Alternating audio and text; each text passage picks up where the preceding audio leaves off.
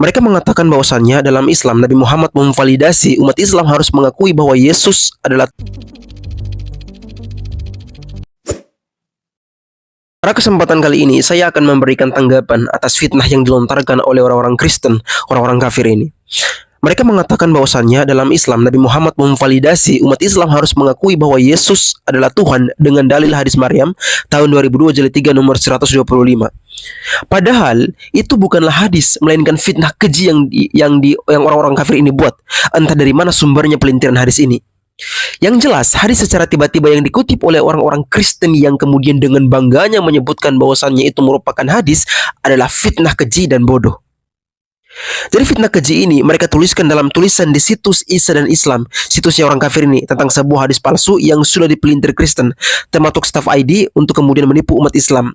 Hadis yang dimaksud adalah nafas hidupku ada di dalam Isa.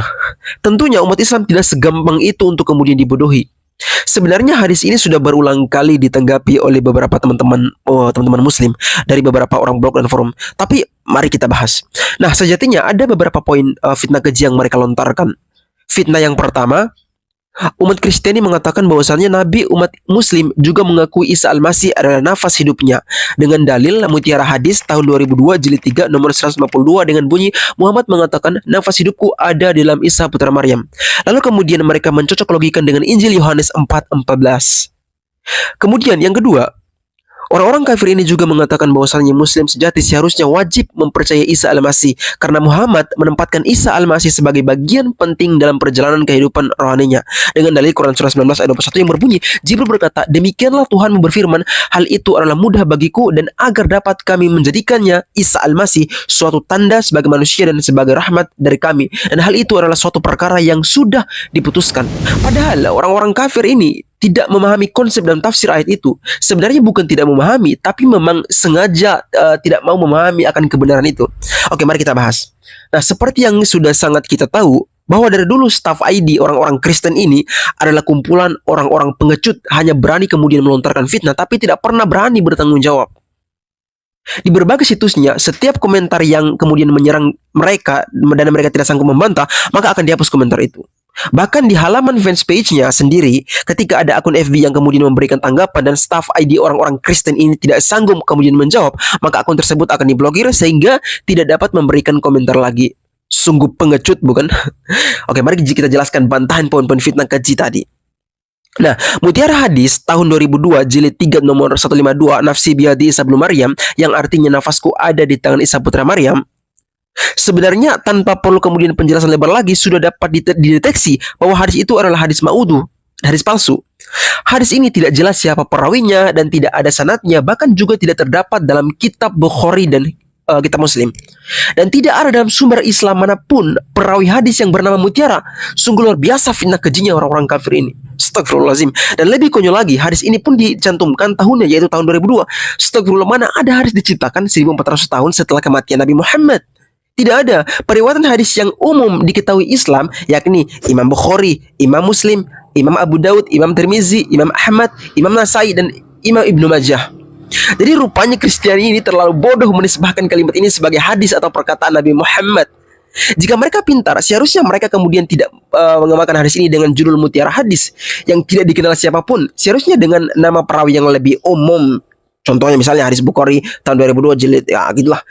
Walaupun dusta ya, mereka akan langsung terbongkar karena jelas hadis dari Imam Bukhari tidak dituliskan tahun 2002. Dan bahkan tidak ada dalam kitab hadis Bukhari tercantum kalimat ini sebagai hadis dhaif maupun maudhu, tidak ada. Ya, tapi kita maklumi ya, cara-cara dusta sudah biasa dilakukan kalangan Kristiani, kecuali kalau mereka mengatakan bahwa cara melakukan pun sudah biasa dilakukan. Terserah mereka lah. Nah, perkataan Nabi Muhammad tidak pernah terlepas dari Al-Quran. Sehingga jika ada hadis yang bertentangan dengan Al-Quran, sudah dipastikan palsu. Al-Quran adalah rujukan pertama dalam mengenali hadis. Kayak gitu teman-teman. Jadi dengan penjelasan tadi, maka sangat jelaslah betapa besar kebohongan orang-orang kafir ini, terlebih lagi Staff ID, memelintir hadis ini untuk mendukung pernyataan Alkitab, yaitu Injil Yohanes 4:14. Jadi kita dapat menilai ajaran yang benar tentu tidak mungkin disebarkan dengan cara-cara licik dan kotor seperti halnya yang dilakukan Kristen, termasuk Staff ID ini sudah jelas sesat dan bukan ajaran Tuhan. Kemudian yang kedua, Muslim sejati wajib mempercayai Isa Al-Masih. Semua umat Islam wajib mempercayai Isa Al-Masih, namun percaya di sini bukan percaya sesat seperti Kristen, bukan. Akan tetapi percaya atau mengimani bahwa Isa adalah Nabi dan Rasul Allah yang diutus kepada Bani Israel. Kristen tidak perlu mengajari umat Islam dalam hal mempercayai Isa, karena umat Islam lebih tahu dan lebih mengenal Isa Al-Masih daripada Kristen.